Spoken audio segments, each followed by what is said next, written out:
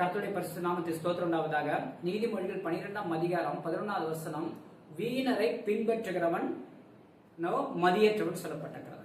வீணர் அப்படின்னாவே ஒன்றுக்கும் உதவாதவன், அறிவில்லாதவன், ஞானம் இல்லாதவன், புத்தி இல்லாதவன், மற்றவர்களுக்கு இடைஞ்சல் கொடுக்கிறவன், பாவம் செய்கிறவன், அதாவது சோம்பேறி இருக்கிறவன், இப்படிப்பட்ட நபர். இவர்கள் செய்யற காரியத்தை இன்னொருத்தன் பின்பற்றான் பார்த்தீங்களா, பின்பற்றி அவனை போல இவனு நடக்கிறான் பார்த்தீங்களா, இவன் மதியற்றவன் சொல்லப்பட்டிருக்கிறது.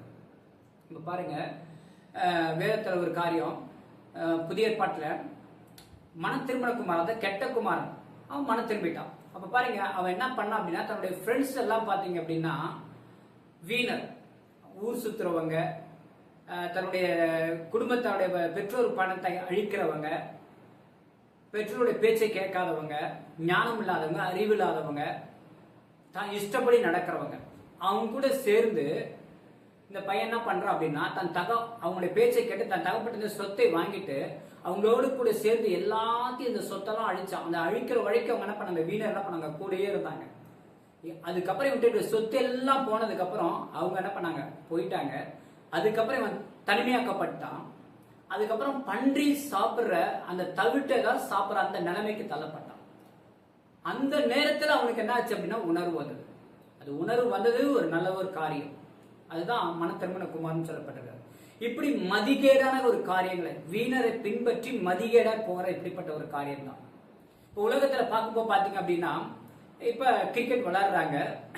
இப்ப டோனினாவே அவங்களுக்கு ஃபேன் நிறைய, அதாவது அவங்க ரசிகர்கள் நிறைய இருக்கிறாங்க. இப்ப அவங்கள பின்பற்றி, அதாவது அவங்களுக்கு உயிரே கொடுக்கிற அளவுக்கு என்ன பண்றாங்க இந்த உலகத்துல இருக்கிறாங்க. இப்ப 2 வாரத்துக்கு முன்னாடி பாத்தீங்கன்னா, ஐபிஎல் சிஎஸ்கே வந்து ஃபுல்லாவே தோத்துட்டே வந்தது நிமித்தம் பாத்தீங்கன்னா, ஒருவர் மனம் உடைந்து அவர் வீடெல்லாம் ஃபுல்லா பாத்தீங்கன்னா அந்த எல்லோ கலர் அந்த டிஷர்ட் அவர் என்ன போட்டு போறா, அதே கலர்ல வீடு ஃபுல்லாவே பெயிண்ட்ல அடிச்சு அந்த லோகோலாம் அந்த வீட்டுல அந்த பெயிண்டிங்லாம் கொடுத்து, அப்படிப்பட்ட ஒரு வெறித்தனமான ஒரு ரசிகர், ஓகேங்களா. அப்படி தோத்து போன நிமித்தம் இவர் தற்கொலை செஞ்சு, சொந்த வீடுங்க, சொந்த வீடு, மனைவி, பிள்ளைங்களா இருக்கிறாங்க, இவர் தற்கொலை செஞ்சுட்டார். அப்ப பாருங்க, அவரு வந்து விளையாடிட்டு அவரும் போயிட்டே இருப்பார். இவன் வந்து எப்படின்னா மதிகேடனாக, மதியற்றவனாக காணப்படுகிறான் பாருங்க. அந்த விளையாட்டு வந்து வீணர்கள், அது வந்து ஒரு பொழுதுபோக்கு, அவ்வளவுதான். அவங்க சம்பாதிக்கிறதுக்கு அவங்க விளையாடிட்டு இருக்கிறாங்க. அதனால என்ன பிரயோஜனம்ன்றீங்க? அவங்கவுங்களுக்கு என்ன திறமை இருக்கோ அந்த காரியத்தை செய்யறாங்க. அது நல்ல காரியமா இருந்தா அது ஒரு நல்ல பிரயோஜனம். இப்ப பாத்தீங்கன்னா சில பேர் அரசியல்வாதிகள் பண்றாங்க, பின்பற்றுறாங்க. நான் அரசியலுக்கு போறேன்னு சொல்லிட்டு எவ்வளவோ கோடீஸ்வரங்களா என்ன பண்றாங்கன்னா, பணத்தை அழித்தவங்களா இருக்கிறாங்க, மதியற்றவங்களா இருக்கிறாங்க. எத்தனையோ பேர் நீங்க வந்து யூடியூப்ல போய் பாத்தீங்கன்னா தெரியும், எத்தனையோ பேர் அரசியல போய் சொத்தை இழந்து, குடும்பத்தை இழந்து ரொம்ப வறுமையில போறவங்க இருக்கிறாங்க. அதே போல பிசினஸ், அவங்க பிசினஸ் செய்யறாங்க, இவங்க பிசினஸ் செய்யறாங்கன்னு சொல்லி அதன்படி நாமும் செய்யணும் சொல்லி தன்னுடைய சொத்தை இழந்து போய் மதியற்றவனா இருக்கிறவங்க இருக்கிறாங்க. குடும்பத்தை இழந்து, மனைவி இழந்து இருக்கவங்களா இருக்கிறாங்க. அது மாத்திரமல்ல, இன்னும் பல விதத்துல பலரை பின்பற்றுகிறவங்க இருக்கிறாங்க. அவங்கள போல இருக்கணும், இவங்கள போல இருக்கணும் சொல்லி தனக்கு என்ன வழி, தனக்கு என்ன, தனக்கு அறிவு, தன்னுடைய ஞானத்தை வச்சு, தன்னுடைய அறிவை வச்சு, தன்னுக்கு கொடுக்கப்பட்டதான காரியங்களை வச்சு செயல்படாதபடி மற்றவர்களை பின்பற்றி நடந்து இவங்க மதிகேடா போயிட்டு இருக்கிறாங்க. கடவுள் அவங்கவுங்களுக்கு ஒரு ஞானம் கொடுத்திருக்கிறாரு, அவங்கவுங்களுக்கு புத்தி கொடுத்திருக்கிறாரு. எல்லாவற்றையும் கர்த்தர் என்ன பண்ண கற்றுக் கொடுக்கிறவரா இருக்கு அந்த உலகத்துல.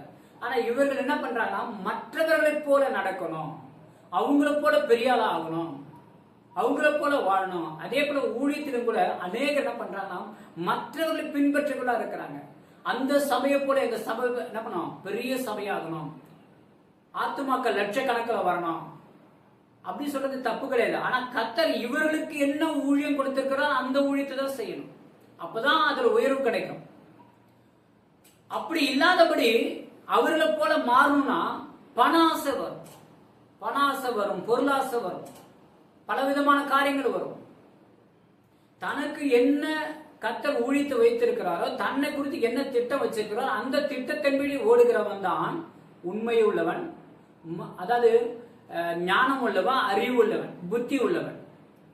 மற்றவர்களை பின்பற்றி ஓடுகிறான் பார்த்தீங்களா, அவன் மதியற்றவன்.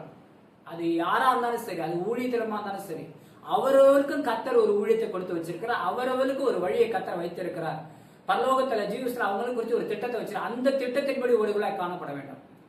மற்றவர்களை பின்பற்றி ஓடுகிறவன் மதியற்றவன். அதே போல பாருங்க, நீதிமொழிகள் 11ஆம் அதிகாரத்துல 27 வசனம், தீமையை தேடுகிறவனுக்கோ தீமையே வரும்.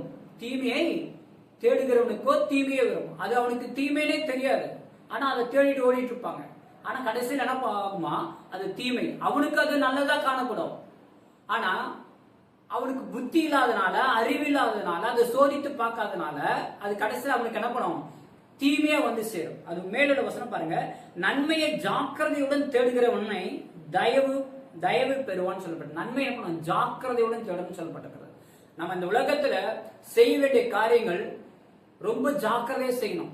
இது சரியான காரியமா, இது கர்த்தருக்கு பிரியமான காரியமா என்று ஆலோசித்து என்ன பண்ணும், கர்த்தர்ட்ட கேட்டு செய்கிறவளை காணப்பட வேண்டும். ஏசப்பா அந்த உலகத்துல இருளில் இருக்கிற ஜனங்கள் என்ன பண்ணாங்க, வெளிச்சத்துல கொண்டு வந்தாங்க. அவரே ஞானவான், அவரே புத்தியா இருக்கிறார். அவரை நம்ம என்ன பண்ணோம், பின்பற்றி செல்கிறவளை காணப்பட வேண்டும். பரிசுத்த ஆவியானவர் நமக்குள்ள, ஏசப்பா எனக்குள்ள வாங்க நம்ம சொல்லணும். நீங்க எனக்கு வழிகாட்டுங்க. அவர் சொல்ல, நானே வழியும் சத்தியமும் ஜீவனமா இருக்கேன்னு சொல்றார். அவருடைய வழியை பின்பற்றிக்கூட நாம் காணப்பட வேண்டும். அந்த வழிதான் நமக்கு பரலோகத்துக்கு போகிற வழி. அந்த வழியில் நம்ம போனா நம்ம மதிகற்றவனா இருக்க மாட்டோம், புத்தி உள்ளவனா இருப்போம். மற்றவங்களுக்கு பிரியமுள்ள வாழ்க்கை வாழ்வோம், மற்றவங்களுக்கு எடுத்துக்காட்டா வாழ்வோம், மற்றவங்களுக்கு என்ன பண்ணுவோம், ஒரு உதாரணத்துக்கு உகமா வாழ்கிறா காணப்படுவோம். அப்படிப்பட்ட வாழ்க்கை நம்ம வாழ்வோம். வீணரை பின்பற்ற வேண்டாம், மதியற்றவனாக ஆக வேண்டாம், கர்த்தருக்கு பிரியமா இருப்போம். நமக்கு என்ன கர்த்தர் முன்குறித்து வைத்திருக்கோ அந்த வழி நம்ம போவோம். கர்த்தர் நம்மளை உயர்த்துவார். கர்த்தர் தான் நம்மளை ஆசைப்படுறாங்க. ஆமென். அல்லேலூயா. Glory to Jesus.